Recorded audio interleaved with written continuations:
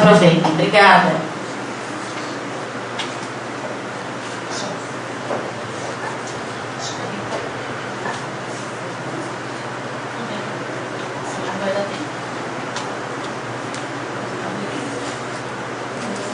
Você vai mudando, você fica mudando. Se você quiser ficar ali, eu vou mudando. Boa noite, gente. É um prazer estar aqui com vocês de novo. Para mim é uma honra poder partilhar um pouquinho com vocês. E a convite da Edi, minha querida lá do meu trabalho. Feliz pelo convite e fico à disposição caso vocês precisem de uma outra orientação. Depois da Edi a gente pode combinar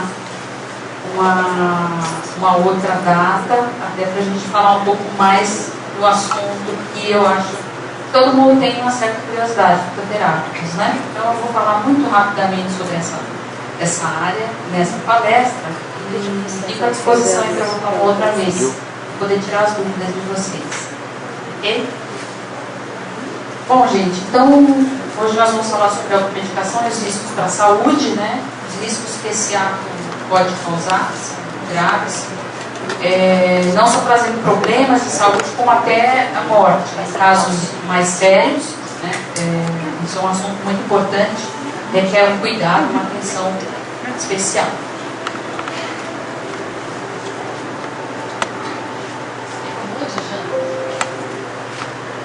Bom, a definição de automedicação, ela é muito simples, né? Mas se você for explicar ao pé da letra, segundo a RAIS, é um procedimento caracterizado pela iniciativa de um doente ou de seu responsável em obter ou produzir e utilizar um produto que acredita lhe trará benefícios no tratamento de doenças ou alívio de sintomas. É muito comum, é mais comum do que a gente pode imaginar.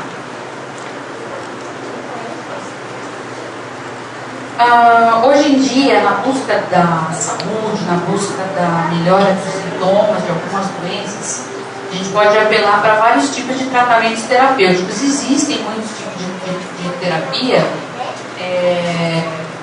até como exemplo a medicina chinesa, a acupuntura, a cromoterapia, todas usadas no intuito de diminuir a dor ou de diminuir os sintomas de algumas patologias. E a automedicação é uma delas. O problema é que ela traz sérios problemas, como eu já falei, não é? E o problema também é o fácil acesso que se tem ao comprar um medicamento. Então, muitas vezes você vai até a farmácia, não é o correto, é proibido, você comprar pela legislação, é proibido a compra de um medicamento sem a receita médica. Mas, infelizmente, algumas farmácias vendem, praticam, então, veem o lado mais financeiro, comercial da coisa, do que a saúde do povo. Eu acho que é o fator preponderante dessa situação, né? Então, essa facilidade de adquirir medicamento, a hora que você quer, dependendo do estabelecimento que faz esse tipo de venda, é o que costuma influenciar, né? Na automedicação no geral. Isso é muito comum. Esse fato, se fosse de fato a lei fosse cumprida, levada ao pé da letra, esse era um dado que nós teríamos bem menos problemas e mortes ocasionadas pela automedicação. Se a lei fosse cumprida, a risca, infelizmente, não é, né? Em todos os setores, não só nesse farmacêutico. Bom, e de que maneiras que a automedicação ela é praticada? Às vezes você pode pensar que a automedicação é simplesmente, bom, estou com dor de cabeça, vou tomar um analgésico porque está me incomodando, não posso trabalhar assim, compreensível. A gente faz isso mesmo no dia a dia. Você faz uma vez só, uma vez ou outra, óbvio que uma dor de cabeça pode ser uma coisa simples, pode ser o resultado de uma noite mal dormida, pode ser o resultado de uma sinusite não tratada, o início de enxaqueca, mas pode ser coisa mais séria que isso. Então, se você ficar tomando um remédio para dor de cabeça sempre, você pode estar mascarando um problema bem mais sério do que uma sinusite, uma enxaqueca, enfim. Então, se você está sempre tomando medicamento para combater aquela dor e não vai lá na causa, no motivo dessa dor, você corre um sério risco, né, de intoxicar-se e, o que é pior, não descobrir a causa de um problema mais sério, como você pode, de repente, um tumor na cabeça, um problema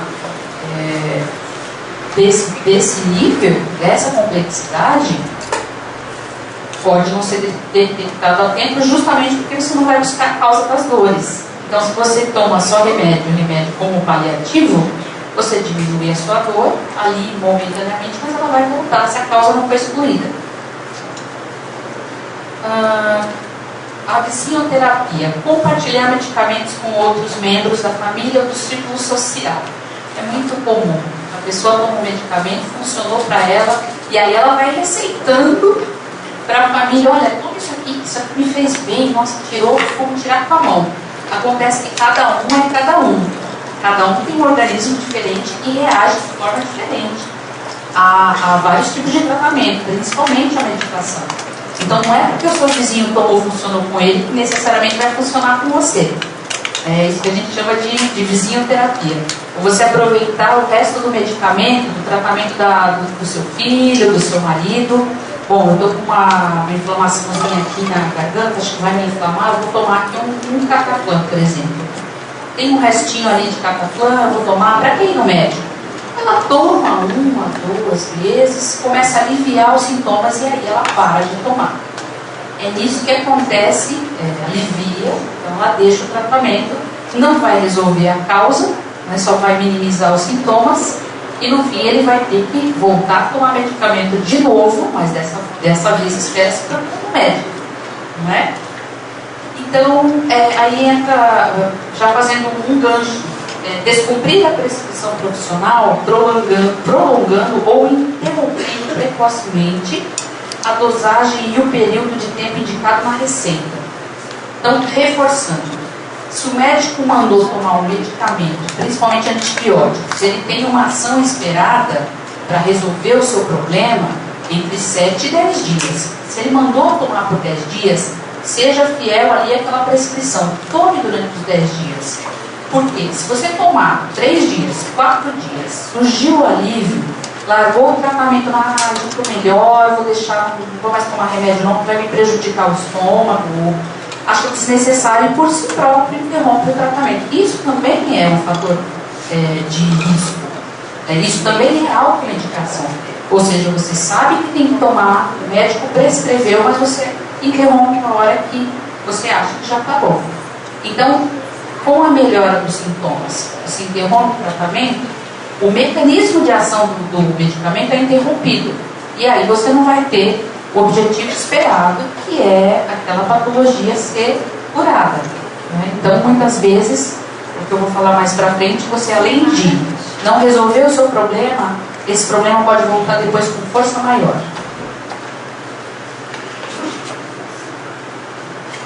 Gente, nenhum medicamento é inofensivo ao organismo. Todo medicamento tem o seu efeito colateral e tem a sua reação adversa, exceto a homeopatia, quando bem administrada. A alopatia, que é a medicação que a gente usa comumente falando, aplicado na indústria, ela tem o seu mecanismo de ação, ela atinge o objetivo do tratamento esperado, mas ele sempre vai ter um efeito. Então, quando for tomar um remédio, tome se necessário, se for de fato preciso, porque aquilo é uma química que você está colocando dentro do teu organismo. Então, coloque com consciência, com responsabilidade. Nada de ficar tomando remédio porque eu acho que isso aqui vai melhorar a minha saúde, ou me recomendaram. Não, isso é uma atitude irresponsável. Você tem que ter muito cuidado com o teu organismo, porque é uma química forte. Tá? O uso incorreto de medicamentos pode ter consequências sérias, né, como eu já venho falando. Vão desde a dependência química até a intoxicação e morte. E, além disso, o alívio momentâneo dos sintomas pode mascarar a doença de base, que é o que eu falei lá atrás, né? E um dado estatístico, gente, no Brasil, segundo a Abifarma, cerca de 20 mil pessoas morrem por ano, vítimas em função da automedicação, vítimas de intoxicação ou de uma reação alérgica muito forte. Então isso é um número muito grande, muito preocupante. 20 mil pessoas por ano, por conta de medicação tomada de forma irresponsável, isso é preocupante demais e é alarmante. Então, muitas vezes, se você ter um analgésico, antitérmico, anti-inflamatório em casa, lá de fácil acesso, aí vai tomando, aquilo não é bala, aquilo não é um doce, né? Aquilo tem uma química poderosa por trás. Então, se for tomar, gente, é com indicação médica. Se for para uma emergência, estou com uma dor de cabeça terrível, tome sabendo que você tem que procurar um médico. Você não pode ter o hábito de todo dia ter dor de cabeça, vai lá tomar um analgésico. Primeiro porque o uso excessivo, ele causa reações, né, das quais eu vou falar depois. E além disso, além de causar mortes, tem muito problema de reação alérgica, como eu já falei, não é? E a estatística diz também que nos Estados Unidos a reação adversa pelo uso indevido de medicamento controlado custa mais de 6 milhões de dólares ao ano para o governo. Isso é uma estatística de lá. Então, tem uma estatística do nosso país e uma de fora. Além da pessoa prejudicar a própria saúde, o que acontece? Isso eleva os gastos também do governo no cuidado do tratamento. Né? Com esses erros de medicação, você vai parar no hospital, você é internado, você é medicado, enfim, gera um custo também, né? Uma coisa isso é uma bola de neve, não começa só com você tomando medicamento, primeiro porque são milhões de pessoas fazendo isso diariamente.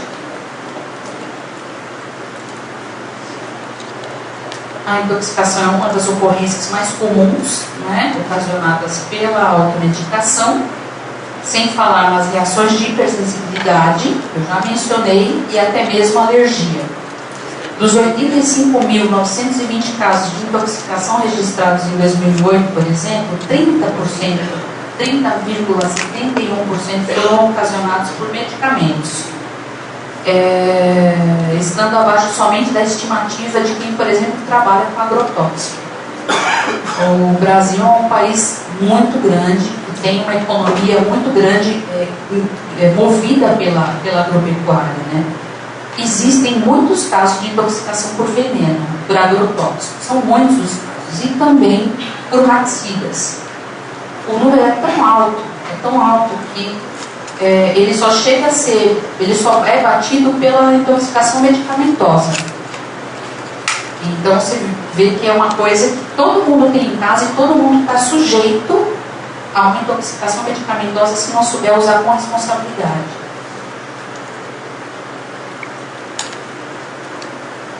Ela leva, né, como a gente já falou, a reações alérgicas, diarreia, tonturas, enjoos. Ela pode anular a eficácia de alguns medicamentos. Então, se você faz um tratamento, por exemplo, para uma doença crônica, como diabetes, pressão alta, você tem que tomar aquele medicamento todo santo dia. Se você toma um medicamento junto com ele, sem saber se pode tomar de fato, ele pode anular o efeito daquele que você necessita de fato todo santo dia. Porque algumas patologias têm que ter um controle sistêmico, controle para o resto da vida. Se você toma um medicamento qualquer sem saber se ele não vai interagir, porque a interação medicamentosa ela pode causar tudo isso que eu falei agora, são as reações adversas. Agora, quando ele anula o poder daquele primeiro medicamento, por exemplo, o diabetes, a função do antiglicêmico, do hipoglicemiante, é baixar a glicemia do sangue, certo? Se você tomar um medicamento que interage com ele, que anula o efeito do hipoglicemiante, é como se você não estivesse tratando o seu diabetes adequadamente. É um perigo isso. Ele também pode potencializar os efeitos colaterais. Então, a gente estava falando, os efeitos colaterais existem, certo?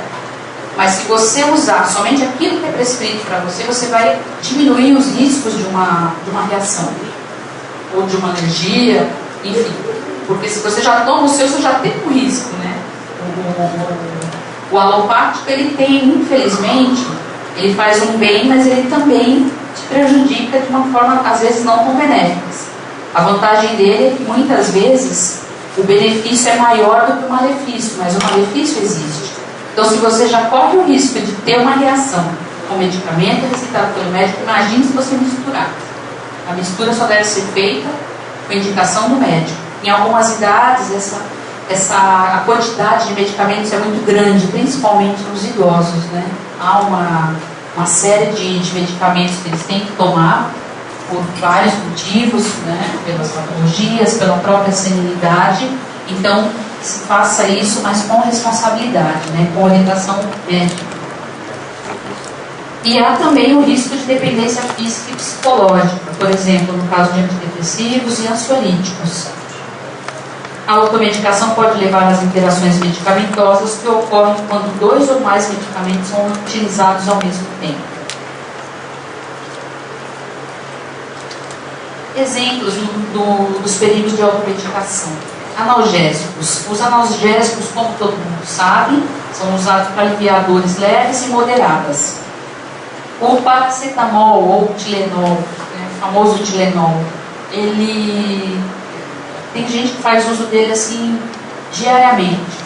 Aquela velha história, tem a dor de cabeça diária e não vai atrás de ver o motivo, né, a causa. Se você tomar muito paracetamol, você vai sobrecarregar o teu fígado a ponto de lesioná-lo, né?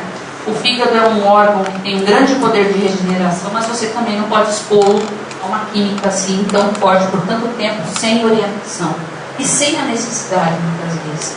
Porque se você tratar a causa, né, eu continuo reforçando, se você tratar a causa, você não vai ter mais aquele sintoma. Você está tomando um medicamento desnecessariamente mesmo.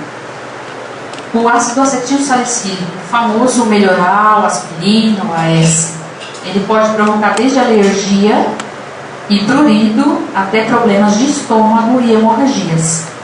Pode ser fatal se utilizado para combater a dengue.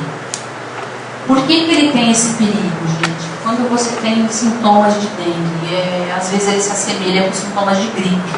Você acha que tem uma gripe, vai lá e toma um melhoral. Se você tiver com dengue, você corre um grande risco de ter uma hemorragia severa. Por quê?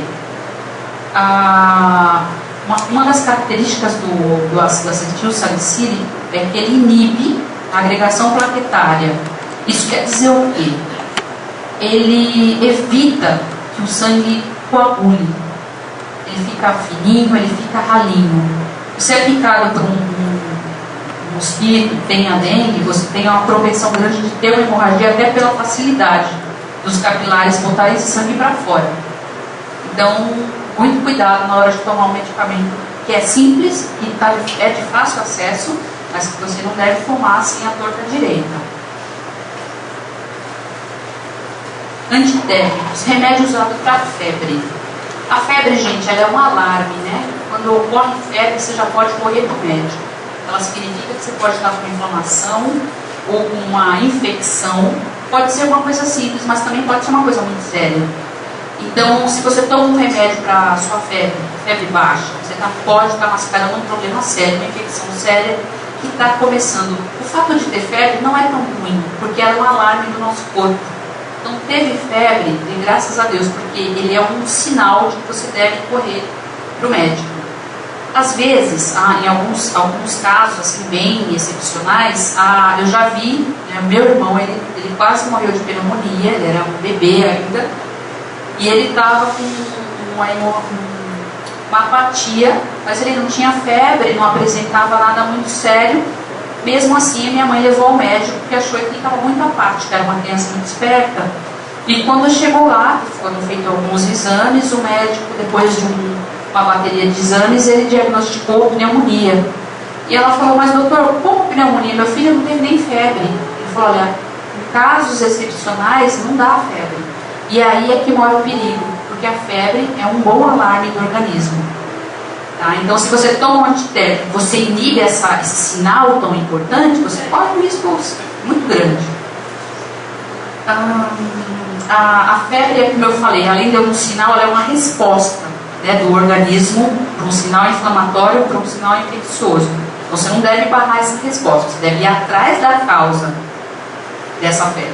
Tá? O que está causando a febre? E não minimizar, cortar a febre. Doses exageradas de antitérmico, gente, pode baixar até a imunidade do seu organismo. Então, você tem muita dor nas costas, dor de cabeça, toda hora você está tomando um remédio, com o tempo, no caso dos antitérmicos, você pode baixar a sua imunidade. E isso é perigoso, porque se você não tem imunidade, aí você está propenso a pegar mais doenças ainda, porque o organismo está suscetível a isso. Antiácidos, muito comum. Você come aquela comida pesada, dá aquela azia depois da feijoada, né? Isso é quem não passou. Todo mundo passa. Mas assim, gente, se você tem uma azia, você sabe que foi porque você comeu uma fritura, você comeu uma coisa pesada, você sabe que foi por aquele medicamento, você vai por aquele alimento, você vai tomar um antiácido, mas sabendo que aquilo é só para tirar de leve aquele mal-estar momentâneo. Azia a todo momento, gente, pode significar uma série de coisas. Pode significar desde uma sobrecarga no teu organismo pelo consumo alto excessivo de proteína, de gordura. Pode ser uma gastrite, pode ser uma esofagite, pode ser um refluxo, pode ser um câncer. Então você vai ficar tomando antiácido a vida toda e não vai procurar causa do desconforto? Não. Você tem que ir ao médico, fazer um exame, uma endoscopia, e é o que detecta de fato se você tem um problema mais sério que precisa de tratamento. E, voltando, reforçando, o uso inadequado pode mascarar e retardar o diagnóstico, comprometendo o tratamento e expondo o usuário a risco de morte. Dizem que é uma coisa bem séria mesmo, não é brincadeira. Quantas vezes a gente tiver que repetir, vamos repetir. No caso dos antibióticos, a mesma coisa. Eles são medicamentos utilizados para tratar várias infecções bacterianas. O uso indevido pode aumentar a resistência das bactérias ao medicamento. E quando este for de fato necessário, não terá o efeito desejado. Né? Além de que o antibiótico em excesso, todo mundo sabe, né? Ele acaba com o estômago. Ele causa aquele desconforto gastrointestinal imenso. Então vamos evitar de tomar antibiótico. Sobrou da receita do outro tratamento, já está errado. Se sobrou é porque a pessoa não seguiu o tratamento à risca, não é? Eu costumo fazer o seguinte: se eu faço 5 tratamentos à risca e por um engano de cálculo o médico receitou mais remédio, ele mandou tomar 2 vezes por dia por 7 dias. Então são 14 comprimidos. Se você vê que você tem mais que isso, bom, acho que ele prescreveu a mais. Você fez o tratamento adequado. Eu costumo fazer o seguinte: se acontecer, o que é raro, eu levo para o posto de saúde, que aí eles aproveitam e inserem para outro, disponibilizam para outros pacientes. Aliás, falando nisso, eu vou aproveitar e vou pedir uma gentileza para vocês, que não joguem medicamento, gente, no lixo comum, nem no vaso sanitário, nem na pia, porque isso polui os lençóis de água, polui a natureza como um todo. Como eu falei, uma química muito forte, pesada, medicamento vencido, medicamento sobrou um restinho. Se tiver na validade, doa no posto de saúde. Se tiver vencido, coloque numa sacolinha branca, leve até a drogaria mais próxima da sua casa. Porque o correto desse medicamento é que ele seja incinerado, que essa química seja extinta de todas as formas. Ele não vai poluir nem lençol freático, nem solo, nem nada. Essa química ela tem o poder de atravessar camadas e camadas de solo, ela invade o que estiver por perto. Não é brincadeira. Então, dispensem no local correto. Tá, gente? Em farmácia, geralmente, ele já tem um convênio com alguma empresa que retira esses medicamentos e incinera, assim como o lixo hospitalar é incinerado. Ok? Descarte de maneira responsável. Laxantes. Laxante tem gente que usa para emagrecer. Por incrível que pareça, é muito fácil, óbvio, né? Você vai emagrecer de tanto evacuar, não é a forma mais correta de emagrecer, pelo contrário, porque você vai estar prejudicando até a flora intestinal, com o uso excessivo de laxante. Quando consumidos inadvertidamente, pode levar a alterações intestinais, complicando ainda mais o quadro. Que eu repito, se for algo sério, tem que ser tratado e não tem que ser mascarado, encoberto. Alterações do ritmo intestinal podem ser sinais de alerta para doenças mais graves, como tumores intestinais, e o retardo em sua descoberta e diagnóstico pelo uso indevido de laxantes minimizará a chance de tratamento e cura. Vamos falar um pouquinho dos xaropes. O xarope é muito comum, né? A dona de casa tem um xarope em casa, também sobrou de um tratamento que não foi seguido à risca. E, gente, o xarope, ele muitas vezes, a pessoa acha que o xarope, você está com uma tosse, tem o xarope, ela vai lá e toma. Não, ela nem sabe que tipo de xarope é aquele. Existe xarope para tosse cheia, existe xarope para tosse seca, existe aquele xarope para tirar o catarro do pulmão, e tem aquele xarope que tem o efeito antialérgico. De repente você está com uma tosse alérgica, você não tem nada no pulmão. Você vai tomar um remédio para tirar catarro? Não, não tem catarro. Existe ali uma reação alérgica. A tosse, ela nada mais é do que uma reação do organismo a alguma coisa. Então, se você for tomar um xarope, você tem que saber o que você está tomando. É xarope, não faz mal. Faz sim, gente, é química. É química. E no caso do xarope natural feito em casa, o xarope caseiro feito lá das ervinhas, tem que tomar cuidado também. Tá?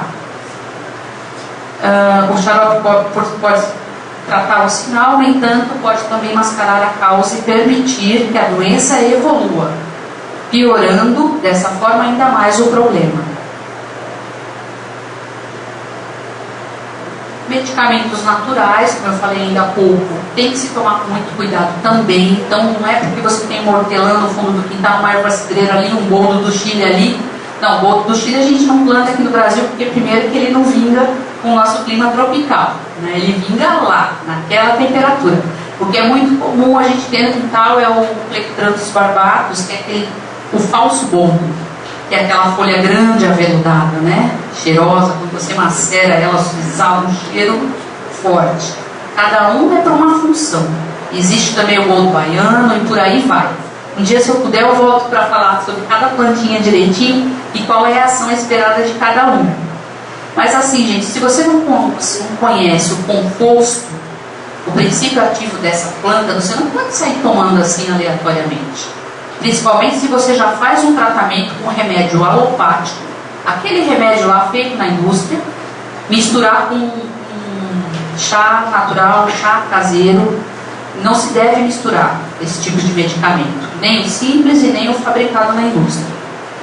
No caso dos medicamentos naturais, muitas vezes essas substâncias não são totalmente conhecidas, e aí o desconhecido é perigoso. Você não conhece, não sabe para que serve, não sabe como tomar, não tome, não use. Então, assim como seus efeitos adversos, eles também têm efeitos adversos, se você não souber preparado. Haja visto que algumas plantas, eles têm o princípio ativo delas está na folha. Outras plantas, o princípio ativo está na flor, na inflorescência que a gente chama, né? É o caso da camomila. Outras estão na casca ou rizoma, a casca da árvore. É o caso, acho que, se não me engano, da canela. Então, e algumas na raiz. Então, há que se ter um cuidado na hora de utilizar aquela planta, porque, por exemplo, o maracujá, ele tem um efeito calmante? Ele até tem, mas não é a fruta, são as folhas. Você pode tomar o tanto que você quiser de suco de maracujá, você pode até acalmar um pouquinho, mas aí é psicológico, porque o princípio ativo principal dele está na folha. Então, você tem que saber o que utilizar. Outra coisa que eu não aconselho, gente, compra de chá de erva no centro de São Paulo, aquelas ervas que ficam no chão espalhadas ali, expostas à poluição, a inseto, a tudo que vocês imaginarem. Então, enquanto estudante, nós fizemos uma análise macro e microscópica de ervas compradas lá no centro de São Paulo. Então, é até chato falar isso, porque é o meio de vida das pessoas, mas é perigoso, ele afeta a sua vida, a minha vida. Então, tem que falar. É uma questão de saúde. Na análise macroscópica, você pode tirar galho, pedra, perninha de inseto, tudo o que vocês imaginarem. Na microscópica nem se fala. Às vezes tem de tudo, menos aquilo que você comprou. Tem galho de outras plantas misturado, é uma bagunça. E o perigo? Não compre, gente, não utilize erva, chá, você só deve utilizar quando você sabe a procedência dele, tá? E vitaminas só devem ser tomadas quando há uma real necessidade, não é? Até porque algumas, dependendo da dose, pode provocar doenças. É aquela velha história, né? O 8 ou 80. Se você toma demais uma coisa, com certeza você vai ter algum problema. Tem gente que exagera. No caso da vitamina C, por exemplo, ela pode provocar distúrbios gastrointestinais e cálculo renal se tomada em excesso. E também tem uma outra informaçãozinha assim básica. Vitamina C ela é mais absorvida no período da manhã. Então, se você não tomou o seu suco de manhã, tomar à noite ele vai servir como um refresco, mas ele não vai, seu organismo não vai fazer aquela absorção esperada da vitamina C. Então, até por uma questão de, como é que a gente diz, é um termo assim meio médico, meio do ciclo circadiano. Então, o nosso organismo reage a medicamentos e alguns outros fatores de acordo com o período do dia. Por isso que o médico manda você tomar um medicamento, esse aqui você vai tomar depois da janta. Por quê? Porque a absorção dele ocorre na parte da noite. Esse aqui você vai tomar em jejum. Por quê? Porque você tem que estar com o estômago totalmente vazio para ele revestir a mucosa estomacal e proteger, que é o caso do omeprazol. Então, o correto é sempre perguntar de que forma que eu tomo. Se ele não te informa, pergunta para o farmacêutico. Porque a gente aprende a fazer o remédio e tem que saber como usar. E tem que saber responder. A utilização de plantas medicinais e medicamentos fitoterápicos para a recuperação da saúde é uma prática generalizada. Quem é que nunca tomou um remédio, um comprimido e por cima um chazinho achando que está auxiliando no tratamento? Não, eu vou fazer isso, porque aí eu reforço o tratamento e vou ficar bom logo. No entanto, a cultura popular da utilização de plantas medicinais corrobora para seu uso indiscriminado dentro do contexto da automedicação. É mato, é plantinha. Tem ali no meu quintal. É automedicação? Sim. Você vai tomar porque você acha que vai te fazer bem e acha que aquilo vai sarar. Muitas vezes resolve. Uma cólica de bebê é muito bem resolvida com um chazinho de camomila, né? Erva doce. Se eu não me engano, já faz tempo, meus filhos já estão grandes. Mas é uma coisa ali passageira. Se ele tiver uma obstrução intestinal séria, tem que correr para o médico sim. Tá, gente? Então não é porque é matinho que não é perigoso, tem sim. Para usá-las como recurso terapêutico é imperativo o conhecimento da indicação e possíveis interações entre as substâncias químicas sintetizadas, que é no caso do medicamento industrializado, e aquelas presentes em plantas que são empregadas na preparação de chás e xaropes caseiros. Aqui tem alguns exemplos de ervas que a gente conhece bastante, né? O boldo do Chile, a camomila, a cáscara sagrada. O que acontece com cada uma dessas plantas? Elas estão aqui justamente para mostrar que são plantas comuns, de fácil acesso. Você compra em qualquer mercado, em qualquer tendinha lá no centro de São Paulo, mas ele pode interferir no tratamento de um problema mais sério que você tenha. Se você faz um tratamento alopático, com um remédio receitado pelo médico, industrializado, não mistura as coisas. Ou você toma uma coisa, ou você toma outra. Para alguns problemas, a erva resolve, ela ajuda muito. Isso é sabido. Eu já visto a homeopatia, ela faz muito sucesso, mas em quem acredita que ela não tem efeito colateral. Diz a lenda que ela não dá efeito colateral. Então, o que acontece? Misturar medicamentos, formas diferentes de medicamentos não é bom. Se você tem uma insônia severa, causada por uma depressão, por exemplo, você toma ali um ansiolítico, um antidepressivo, ele já te dá sono.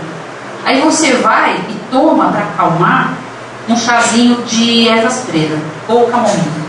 Algumas ervas, ao interagirem com aquele medicamento industrializado, aquelas ervas que a gente acha que são inocentes, que são inofensivas, ela não só pode cortar o efeito do seu tratamento, que é prioritário, como ela pode exacerbar, exagerar as reações adversas.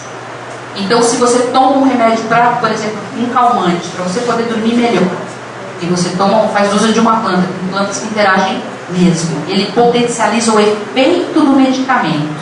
Se ele não corta o efeito, ele dá interação medicamentosa. E se ele não faz nenhuma coisa nem outra, ele potencializa o efeito. Ou seja, se toma um calmante, você vai dormir mais ainda. Você pode ter uma parada respiratória dormindo, sem saber. Por quê? Porque misturou medicamentos. Isso é perigoso, gente. O boldo do Chile, por exemplo, que é usado no tratamento sintomático dos distúrbios, gastrointestinais, não deve, em hipótese alguma, ser usado por pacientes que fazem uso de anticoagulantes.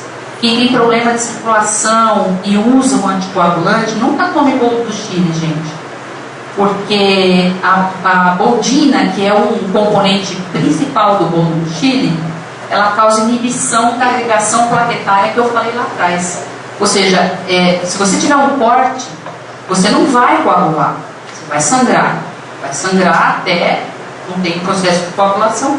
Então, uma coisa leva a outra. Você toma um remédio, um anticoagulante, toma um negócio contrário, você corta o efeito. Isso é perigoso. A camomila, por exemplo, é usada para distúrbios digestivos, insônia leve, né? E é um anti-inflamatório tópico. É um medicamento simples, que a gente julga, às vezes, inofensivo, mas se for utilizada com sedativos, poderá intensificar ou prolongar a ação depressora do sistema nervoso central. Entra naquilo que eu falei. E aí você dorme, apaga. É perigoso, gente. Não é assim, só vou dormir, vou descansar, vou relaxar, tá bom. Não é assim não. Você pode ter uma parada, como eu já falei, cardiorrespiratória, durante o sono. Além disso, ela interage com o anticoagulante, assim como a boldina do boldo do Chile, e aumentando o risco de sangramento. E, além do mais, reduz a absorção de ferro. Se você faz um tratamento para anemia e toma ferro, uma vez por mês, você toma lá a ferritina, para aumentar a ferritina, aí você toma o chá de camomila todo dia para dormir, você pode estar cortando o efeito do ferro. É uma questão de íons. Cáscara sagrada, muito usada na constipação ocasional, né? Como ela intensifica o trânsito gastrointestinal, ela pode afetar a absorção dos medicamentos administrados por via oral. O que isso significa? Ela acelera a sua evacuação, certo? Se você está tomando um medicamento de liberação lenta, por exemplo, existem medicamentos de vários tipos de liberação. Depende do problema e do órgão que ele tem que atingir. Então, medicamento de liberação lenta, medicamento de liberação rápida, são químicas diferentes para alcançar objetivos diferentes. Então, por exemplo, você usa um remédio para liberação lenta, aí você acelera o funcionamento lá intestinal tomando cáscara sagrada. Você não vai absorver o medicamento da forma esperada. Então, uma coisa leva a outra. São coisas simples, mas que na prática influencia, tem toda uma complicação. A erva cidreira, como eu estava falando, pode interagir com medicamentos fitoterápicos. A cava-cava, como é sabido, ela é utilizada em casos de ansiedade, insônia, tensão nervosa e agitação. Aí você recebe, vai lá no homeopata, ele prescreve o cava-cava para você melhorar. Bom, acho que eu vou intensificar o meu tratamento, vou fazer um chazinho de erva cidreira, que a gente conhece os poderes da erva cidreira. Gente, você já está tomando a cava-cava. Se você tomar a erva cidreira, ela vai cortar o efeito da cava-cava. Então, é como se você não tomasse nada. Então, tome aquilo que o médico prescreveu. Não misture, procure não misturar as coisas. Principalmente se não conhecer o efeito delas. Erva de São João, usada para estados depressivos leves a moderados. Uma das interações medicamentosas que ele causa é com contraceptivo oral. Aquele remédio que você toma para engravidar. Então, você não está planejando ter filhos, está tomando um anticoncepcional. Se você começa a tomar essa erva de São João todos os dias, para aqueles estados de desânimo, você está meio deprimido, e toma assim, sem consultar o médico. Você pode cortar o efeito do contraceptivo e aí virar um bebê, com certeza. E aí a pessoa pensa assim, poxa, o remédio não funciona, vou processar a indústria. Você nem sabe o que você fez, mas você mesmo cortou o efeito dele. Isso também é muito comum, não parece, mas é. E o ginkgo biloba, que é usado no tratamento das vertigens e zumbidos. Ele pode potencializar a ação do ácido acetil salicílico. Entra naquela questão lá atrás. Ginkgo biloba afina o sangue, ele aumenta a circulação. Ele ajuda na questão da memória porque ele aumenta a circulação sanguínea. Então, a partir do momento que passa mais sangue no cérebro, você passa a pensar com mais facilidade, melhor, porque a viscosidade do sangue aumentou. Se você toma o ginkgo junto com ácido acetil salicílico, que inibe a agregação plaquetária, inibe o processo de coagulação, você pode sofrer uma hemorragia. Então, você vê, o ginkgo é mato, coisa de nada. E o AS também, um remedinho inofensivo. Quem nunca comeu um melhoral na infância, né? Eu achava uma delícia. Mas é isso, gente, olha. Ele potencializa a ação do ácido acetil salicílico, anticoagulantes, além de anti-inflamatórios não esteroidais, aumentando o risco de sangramentos. Doses elevadas poderão elevar a pressão sanguínea quando administrado com alimentos que têm elevados níveis de proteína.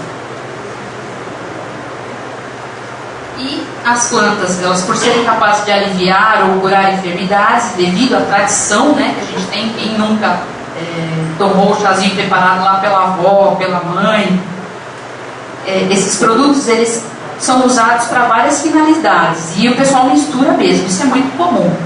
No entanto, deve-se levar em consideração as interações dos efeitos adversos, como eu já falei, que podem resultar do seu uso, da mistura, principalmente quando esses são ingeridos através da automedicação, ou seja, sem orientação médica. Misturar medicamentos com álcool, todo mundo sabe que não pode, é proibido. Gente, muitos medicamentos podem interagir com o álcool, levando a um aumento do risco de doenças, lesões orgânicas potencialmente graves e até mesmo a morte. O álcool, às vezes, ele não... Seria preferível se ele cortasse, eu não sei o que é pior, se é cortar o efeito do medicamento, da proposta que o medicamento tem de te curar, ou se ele exacerbar alguns efeitos que esse medicamento pode causar em você de forma desagradável e não esperada. Então, não misturem, álcool com remédio não combina de jeito nenhum. Outra coisa, remédio, toma-se com água, só água. Para um medicamento ter uma absorção legal, um comprimido, uma cápsula que você tome, 200 ml de água é o indicado, para você ajudar na dissolução dele e na absorção, na absorção do organismo. Remédio não se toma com chá, não se toma com leite, não se toma com Coca-Cola, nem com café. Todas essas bebidas têm um pH que pode alterar a estabilidade do medicamento. É água, remédio se toma com água, sempre. Consumo excessivo e crônico, ainda falando do álcool, causa comprometimento de diversos órgãos, principalmente fígado, cérebro, coração, pâncreas e rins. E as deficiências nutricionais, particularmente as vitamínicas e minerais, são comuns em alcoolistas. Então, quem consome muito álcool, ele vai ter uma diminuição das vitaminas no organismo. Só para entender melhor, biodisponibilidade para o FDA. A biodisponibilidade significa a velocidade e extensão pela qual uma substância ou porção terapêutica é absorvida da forma farmacêutica e torna-se disponível no local de ação do fármaco. Isso é um fator preponderante para que você tenha êxito no seu tratamento. Se você interfere na biodisponibilidade do medicamento, pode ser feito de várias formas. Ou você misturando ele com quem não deve, como é o caso do álcool, ou você misturando com alimentos que não são compatíveis, você pode cortar o efeito. A biodisponibilidade também pode ser afetada, gente, quando você guarda o medicamento no local incorreto. Remédio não se guarda em banheiro e nem em cozinha. Um é muito úmido, o outro é muito quente. esse tipo de variação de temperatura, de luz, de calor, ele afeta a estabilidade do seu medicamento e, por consequência, a biodisponibilidade. Ou seja, ele quebra algumas características importantes do medicamento e não vai fazer efeito. Tá? Isso, se não fizer efeito, é ruim. Mas se te fizer mal, ainda é pior ainda. Fazer o efeito esperado, você ainda vai ter uma complicação. Isso que é perigoso. A maioria das pessoas, quando se automedicam, não leva em consideração que o consumo concomitante de alimentos com determinados medicamentos pode acarretar problemas. Então, gente, os alimentos interferem sim, é bom você saber, perguntar para o médico. Se for um medicamento muito específico, perguntar com o que você pode tomar, a que horas tomar, se ele não explicar. Isso é obrigação do médico. Explicar a que horas você deve tomar o medicamento, de que forma e por quanto tempo. Os fatores que facilitam e intensificam a interação entre medicamento e alimento, o estado nutricional, como eu já falei. Quando o alimento altera a absorção, biotransformação e excreção de medicamentos. O ácido acetilsalicílico, a amoxicilina, o atenolol, a azitromicina, captopril, omeprazol, paracetamol, são medicamentos muito utilizados, né? Para pressão alta, para colesterol, enfim. Tem uma série aqui de medicamentos bem conhecidos, né, de todos aqui. Eles interagem com a dieta normal, gente. Então, eles interagem com carboidratos, lipídios e proteínas, retardando o esvaziamento gástrico. Nesse caso, a liberação da forma farmacêutica e a dissolução dele diminui a biodisponibilidade. Aquilo que a gente falou lá atrás, da cáscara sagrada. Tem a ver. As tetraciclinas interagem com o leite, derivados laticínios, frutas, legumes e hortaliças, aumentando o pH gástrico. Diminui a solubilidade do medicamento e diminui também a biodisponibilidade, ou seja, você não vai ter o efeito esperado. Né? Voltando ainda, não se toma remédio com leite, gente, de jeito nenhum. O leite tem um pH, não parece. Uma bebida também, puxa, leitinho. Tá, tem cálcio. Por conta dos íons do cálcio, ele interage com o ferro, ele interage com outras coisas, os íons não são compatíveis, um pinga anulando a função do outro. Quem precisa do ferro para tratar uma anemia, por exemplo, deve manter distância da administração do cálcio, que geralmente é feita pela manhã. Por isso que é feito pela manhã. No almoço você come muitas vezes feijão, em grande quantidade. Né? Feijão e algumas hortaliças que são ricas em ferro. Então, até por uma questão iônica, eles não são compatíveis. Antidepressivos tricíclicos interagem com café, chamate e vinho. Diminui a solubilidade do medicamento, né? Causa a diminuição da biodisponibilidade e do efeito esperado. Diazepam também interage com a dieta normal, ele retarda o esvaziamento gástrico, aumenta a solubilização do medicamento e aumenta também a biodisponibilidade. E os medicamentos abaixo, propanolol, hidravazina, interagem com uma dieta hiperproteica, ou seja, se come muita carne, ele diminui a eliminação pré-sistêmica e aumenta a biodisponibilidade. Ao mesmo tempo que a biodisponibilidade é boa para que você tenha uma absorção correta do medicamento, isso não pode ocorrer em excesso. Então, nem 8 nem 80.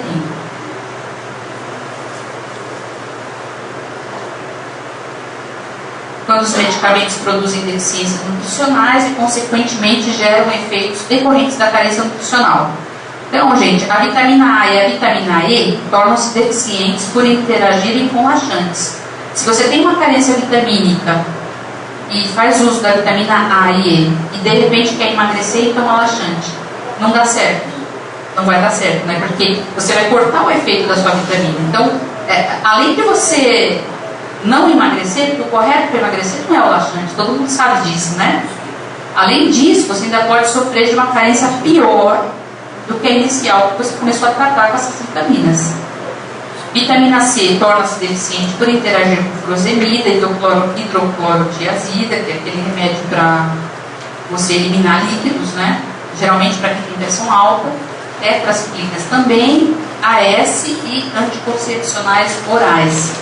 Você vê, um suco de laranja não vai te levar a cortar o efeito do seu contraceptivo. Mas a dosagem excessiva de vitamina C, sim. Então, esse pessoal que é muito adepto de saúde, isso é extremamente importante. Mas tudo tem que ser feito com cautela, com equilíbrio. Os idosos são mais vulneráveis aos riscos dessas interações devido à presença de doenças crônicas, né? Eles têm que fazer um uso prolongado para tratar aquelas doenças que é normal aparecerem ao longo da vida, né? Então, eles são as vítimas maiores de automedicação. Ouso dizer que as crianças também. Ou porque acham um medicamento lá fácil acesso, ou porque a mãe não sabe administrar direito aquilo que o médico prescreveu. Apesar dos riscos que a automedicação apresenta, o consumo de medicamentos sem prescrição tem sido favorecido pela multiplicidade de produtos farmacêuticos lançados no mercado e pela publicidade que os serve. Simbolização da saúde que o medicamento pode representar e incentivo ao autocuidado. Essas propagandas que passam na televisão o tempo todo, incentivando o povo a consumir, devia ser proibido, do meu ponto de vista. Eu não acho que aquilo é um incentivo à saúde, não. Pelo contrário, é um incentivo à automedicação que a gente combate tanto. Um dos principais riscos da automedicação está relacionado com as interações que eles podem causar, né? Sejam elas com medicamentos, com etanol ou com alimentos, como a gente já falou. Para diminuir essa conduta, é necessário uma conscientização de que você foque que tem que ter saúde sim, mas com responsabilidade, procurar sempre o médico. Se você for ao médico, tem que ser sincero, olha, faço uso de uma cervejinha no fim do dia, tem que ser sincero e falar para ele o que você faz, como é que é a tua rotina, até para que ele possa te orientar de forma mais adequada, tá, gente? E evitar recomendações de vizinhos, amigos e parentes, consultar sempre um profissional da área da saúde, médico e farmacêutico. Gente, desculpa ter acelerado no final, mas a gente tem que dar uma palavrinha também com vocês. Tive que correr um pouquinho. Volto a dizer, eu fico disponível se a gente quiser, se vocês quiserem ouvir mais sobre plantas, que é uma curiosidade assim, né, muito comum. Eu estou disponível, eu posso voltar uma outra vez, falar com mais calma, tá? Eu vou passar a palavra para a Edi. Desejo uma boa noite para vocês, muita saúde, muita paz, tudo. A gente tem que cuidar do corpo, da alma, do coração, de tudo, né? A vida é uma mescla. Então, eu vou passar para a parte espiritual agora para a Edi. Gente, boa noite, viu? Muito obrigada.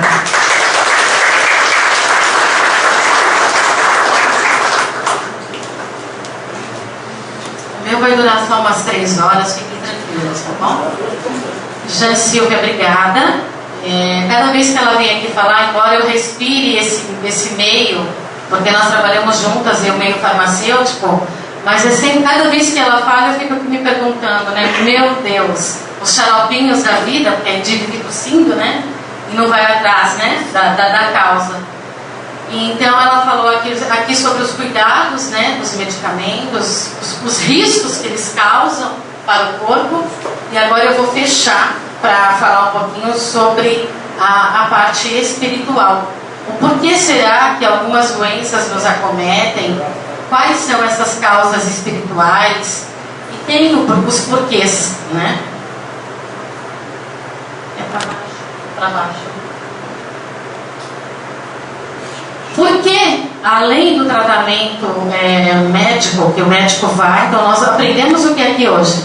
Que a gente não deve se automedicar. O médico, você vai no médico, o médico prescreve, né? Tô certa? O médico prescreve uma receita, você vai até a farmácia e o farmacêutico deveria aviar essa receita, liberá-la, a partir do momento que fosse entregue o quê? Uma receita médica. E assim você vai utilizar esse medicamento. Se o médico prescreveu por 7 dias, durante 7 dias exatos você vai ter que tratar. Não importa se em 4 dias você já dá 0 bala, que é o que a gente algumas vezes faz, né? E o planeta, não. Você tem que tratar certinho para que realmente você não tenha um problema agravado. E no caso do tratamento voltado para o lado espiritual, né, por que existe então? Poxa vida, eu vou no médico, eu estou com uma doença, estou fazendo um tratamento, seja qual for ele, né, de uma doença crônica, de uma depressão. E Então por que eu vou na fraterna também? Por que será que a gente vem em busca do lado espiritual? Não, porque eu quero melhorar, e eu venho porque eu tenho fé, e eu tenho certeza que aquele meu problema de saúde, ele vai melhorar. De uma certa forma, sim. Porque tudo vai depender do nosso estágio vibratório, né? Sim, hoje eu estou com um problema de saúde, mas dependendo da reação que eu vou encarar esse meu problema de saúde, isso vai resultar, vai melhorar e minimizar esse problema meu patológico, o problema que eu tenho de saúde no corpo. Por quê? Porque o que eu vou emanar com o meu pensamento, o que eu vou vibrar, a energia que eu vou transferir para que essa minha doença amenize, isso melhora. A gente tem uma causa, várias provas vivas aqui na fraterna, uma prova bem grande ali tomando água, né? Então assim, nós somos aquilo que nós pensamos. Se eu ficar sofrendo, eu tenho um médico que foi lá e me diagnosticou. Você está com problema X, eu vou ficar lá chorando, sofrendo. Oh céus, oh vida, o que vai acontecer? Vai resolver? Não. A gente tem que correr atrás, claro. Segue tudo que o médico prescreveu, tudo que ele orientou. Mas o que vai comandar é o que a gente tem aqui dentro do nosso pensamento, né? Com qual fé eu tenho exatamente para eu poder correr atrás e minimizar aquele meu problema de saúde.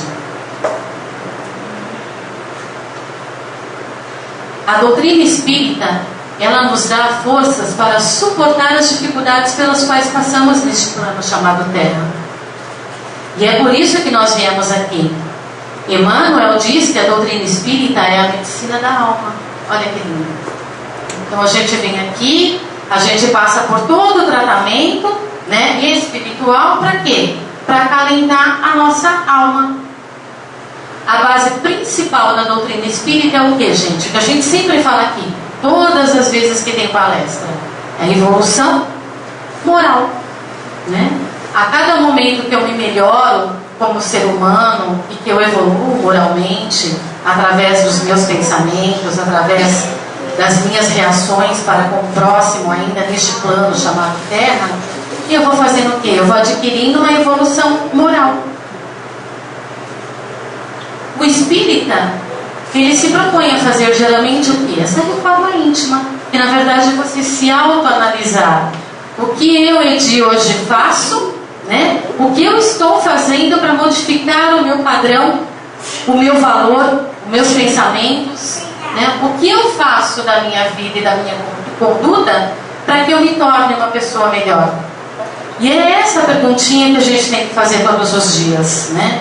Só reclamar, apontar o problema, a autopiedade não vai resolver. A gente tem que fazer essa reforma íntima e procurar saber o que você fez, anda fazendo, que realmente tem te machucado, que tem trazido algum tipo de patologia. Porque certos tipos de pensamentos negativos faz mal para a alma e acaba estourando na onde? No teu corpo. Nervosismo que te estoura acne, que te enche de acne, uma gastrite. Mas por que será? O que eu ando fazendo para que essas reações venham a acontecer? E eu vou ter que procurar um médico, né? Porque eu estou emanando pensamentos negativos e isso está maltratando o meu corpo. O que lesionam nossas mentes culminam processos patológicos no corpo e na alma. Emmanuel já disse isso. E é verdade.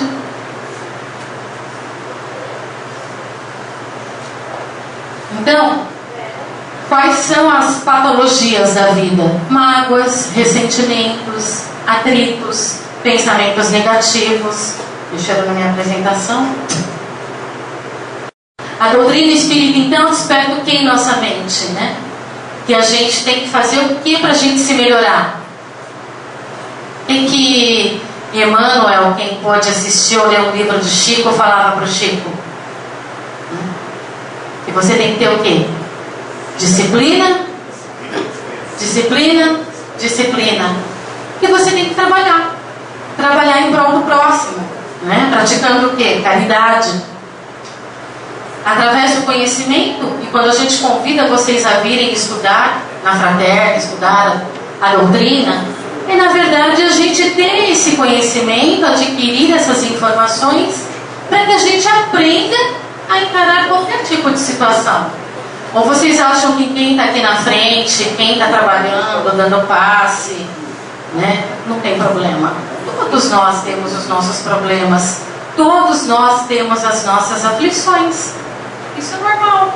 O espírito ainda tem muito mais problema, porque a gente acaba encarando, toda vez que a gente lê o Evangelho e que a gente é tão difícil colocar em prática, e muitas vezes a gente que estuda, a gente que está aqui falando, a gente comete também uns erros, né? E toda ação tem uma reação, que é o que até falei na terça-feira para vocês, alguns de vocês estiveram aqui. Então a gente tem que orar e vigiar, né? Muitas vezes vigiar e orar, muitas vezes.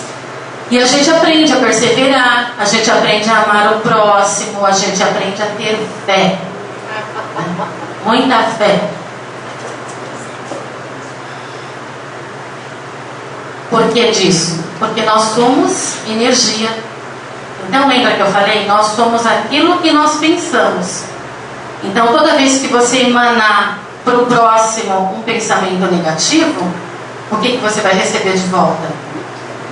Uma energia ruim, né? O que você quer plantar? O que nós queremos plantar daqui para frente? Coisas boas. Eu quero plantar boas sementes para lá na frente eu colher bons frutos. Algumas vezes a gente sabe que a gente colhe esses frutos ainda neste plano, outras não. Mas eu não quero fazer o bem para o próximo para poder só, eu vou fazer o bem, vou ser boazinha com a Jan, né, com a Ali, por quê? Porque eu quero me dar bem lá na frente, eu quero colher bons frutos, né? Você vai se entender quando toda reação que você tiver, toda atitude que você fizer neste plano, você vai se entender lá na frente com quem? O plano, Deus, né? E você vai colher. Então é isso que a gente tem que pensar, melhorar cada dia mais, para que esses problemas patológicos cada vez mais se dissolvam. Se nós somos energia, se toda ação gera uma reação, olha que Allan Kardec já disse: os homens semeiam na terra o que colherão na vida espiritual, os frutos da sua coragem ou da sua fraqueza. O que a gente quer colher? Ficar reclamando vai resolver? Não vai. A gente tem que ter fé, tem que perseverar e a luta. A caridade, gente, ela é a terapêutica que alivia e corrige todos os males que afligem a existência terrena. Podem ter certeza. Fora da caridade não há salvação. Então toda vez que você praticar o bem no teu coração, fazer o bem sem olhar a quem, pode ter certeza que você está galgando, você está subindo a escadinha do processo evolutivo. Graças a Deus a gente não retrocede. Muitas pessoas nos perguntam isso, né? Mas se eu não melhorar, tudo que eu tenho que melhorar neste plano, eu vou retroceder? Graças a Deus não. Mas você fica estagnado, né? E eu não quero estagnar. Eu não quero reencarnar com as pessoas que foi colocado neste plano para que eu pudesse cumprir provas ou expiações. Eu não quero falhar e voltar com elas. Eu quero evoluir, quero que elas evoluam, né? E é para isso que funciona. E quando a gente pratica a caridade, a gente faz o bem, a gente vai evoluindo. E essas mazelas, todos esses sentimentos, essas coisas ruins que a gente acaba emanando, vão se dissolvendo. Por quê? Porque a gente quer fazer o bem para o próximo, porque isso vai nos fazer bem, né?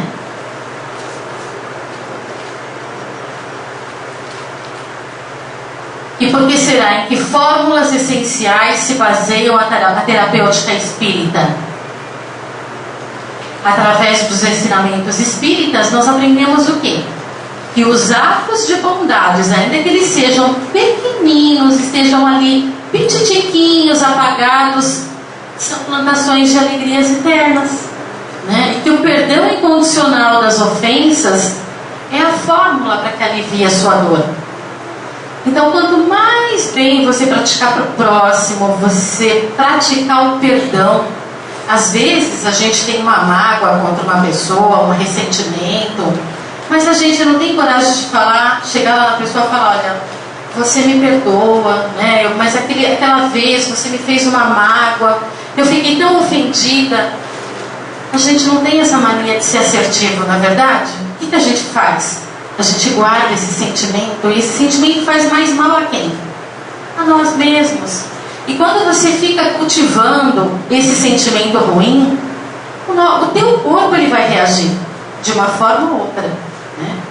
Não que, estou doente por, né? Nem sempre a doença também tem causa por conta dos sentimentos que você nutre, mas na grande maioria das vezes, principalmente os correlacionados com a emoção, a depressão, é isso, você sente na pele o que está ali, intrincado na tua alma. Muitas vezes você fica remoendo bobagens, que você cria um monstro, e que de repente com um diálogo, de repente você sendo verdadeiro, assertivo.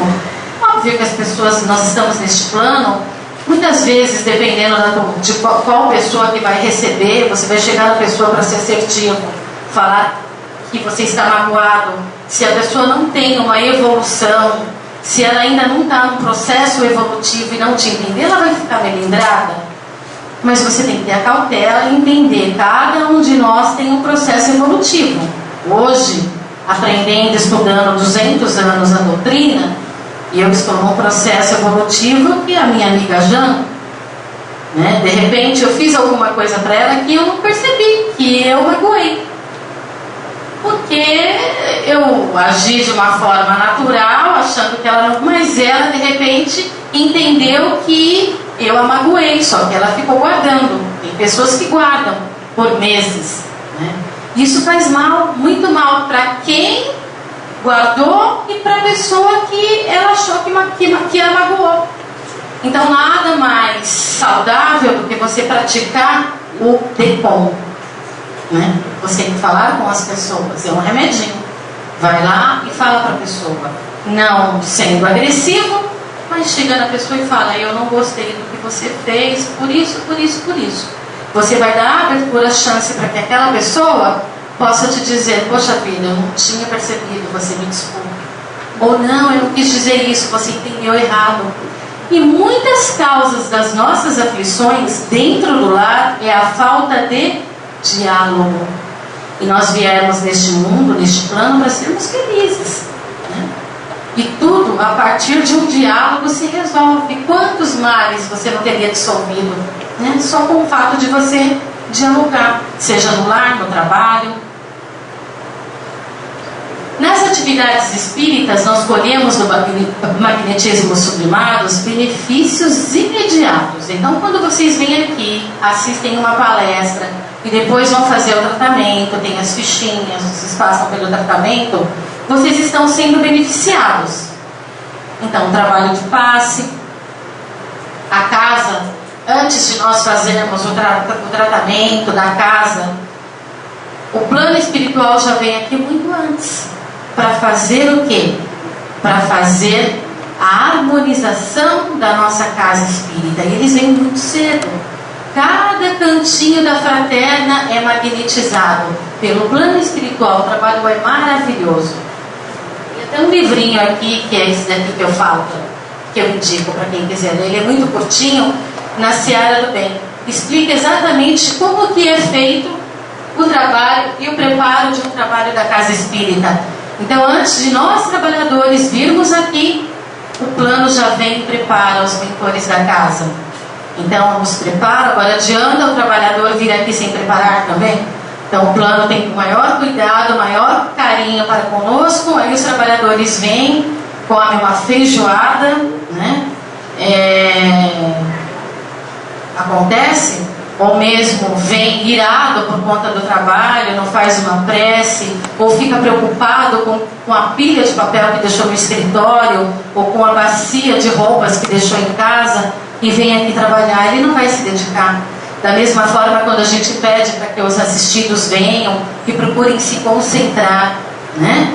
Quando a gente fala para vocês, elevem o pensamento em Jesus, é para vocês se concentrarem com o plano também. Porque essa conexão ela é muito importante e vai tornar o tratamento dos nossos passistas, dos médicos espirituais, eficaz.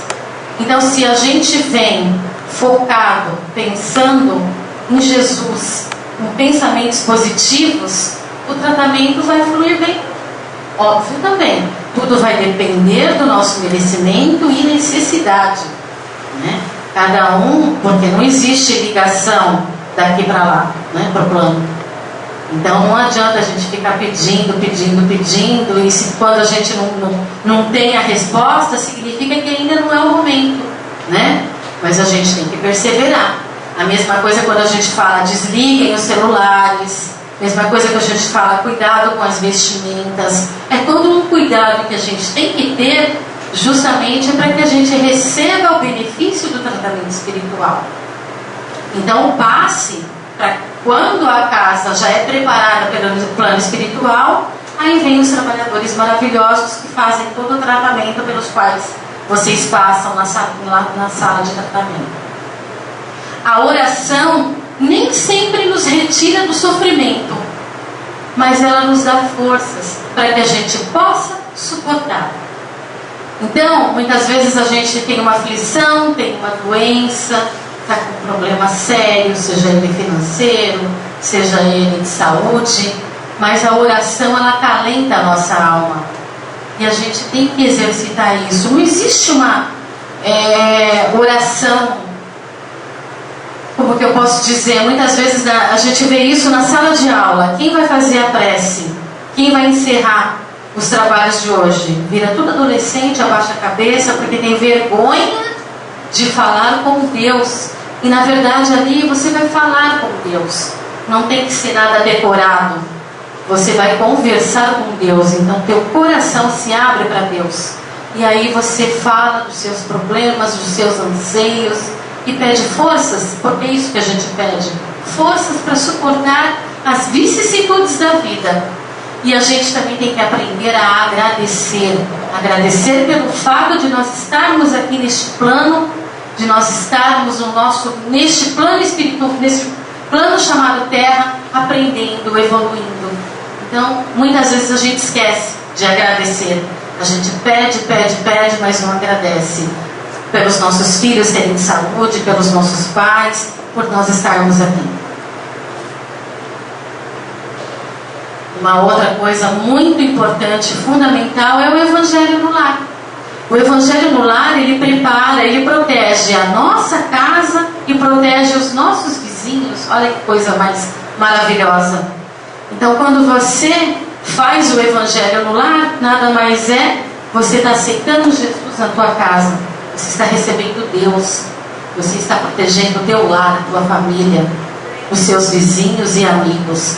Então, para quem não pratica ainda o Evangelho no lar, é muito gostoso. A gente faz uma mudança enorme, dentro e fora do nosso lar.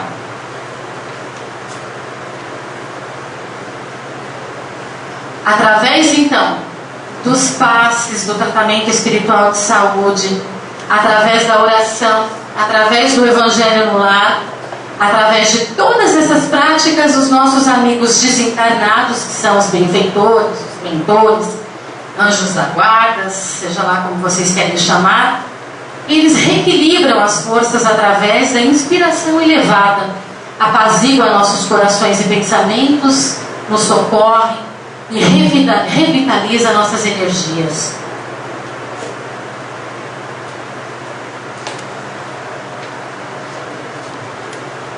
E, através disso tudo, a gente acaba conseguindo a cura para a nossa alma. Saiu tudo, né? Hoje eu pego o Fernando. Humildade, benevolência, serviço e abnegação, paciência e esperança, solidariedade e otimismo. Isso tudo tem que caminhar junto. A gente não pode abrir mão do tratamento médico, mas a gente não pode abrir mão do tratamento espiritual. Ciência e religião devem caminhar juntas, para que tenha um efeito terapêutico. práticas são medicamentos do espírito, transformando lutas em lições e dificuldades em bênçãos, porque no fundo de cada esclarecimento e de cada mensagem consoladora que te flui da inspiração, ouvirás a palavra do Cristo: amai-vos uns aos outros como eu vos amei. Esta parte foi extraída do livro Leis do Amor, do Francisco Cândido Xavier. E nada mais é você praticar o bem sem olhar a quem, amar ao próximo como eu vos amei. Então você tem que amar ao próximo, fazer o bem, para que você possa colher bons frutos.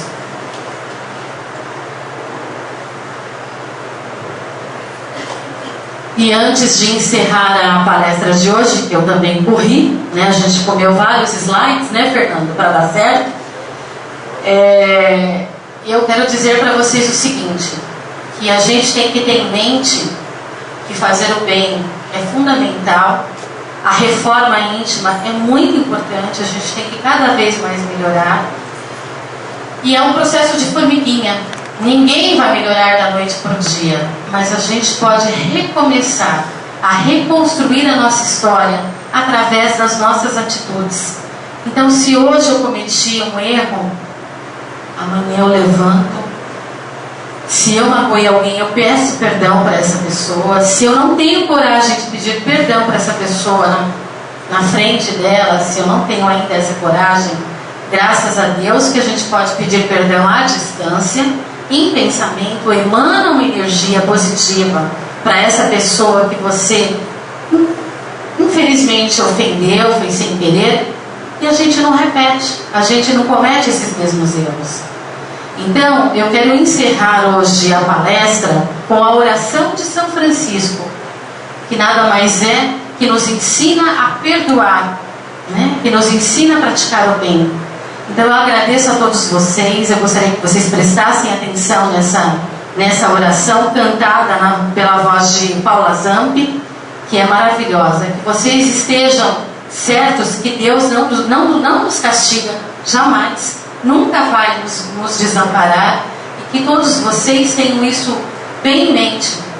Fazendo o bem, sempre a gente consegue a melhoria para o corpo e para a alma. Lembrando, um recado do César, que segunda-feira não tem aula ainda, que as aulas elas começam no dia 15, para quem quiser estudar, estendemos o convite, o primeiro ano fica exatamente nesta sala, e na terça-feira não haverá trabalho, quinta tem. Então na terça-feira não tem atividade, quarta e quinta normal, tá bem?